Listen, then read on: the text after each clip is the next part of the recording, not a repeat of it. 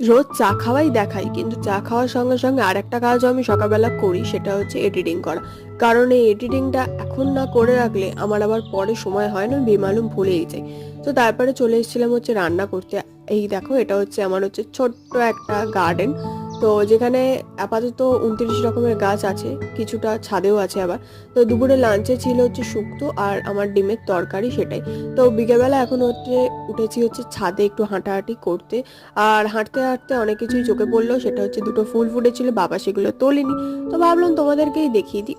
আর কাকুর কাছ থেকে আর একটা হচ্ছে আমি কামিনী বিনা পয়সায় নিয়ে এসেছি, কারণ বলেছি আগের কামিনীটা মরে গেছে, তো তুমি আমাকে আর একটা কামিনী দাও। বাট আগের কামিনীটা মরেনি, জানো তো, এখন আবার ওখান থেকে নতুন নতুন পাতাও বেরোচ্ছে, জ্যান্তই আছে।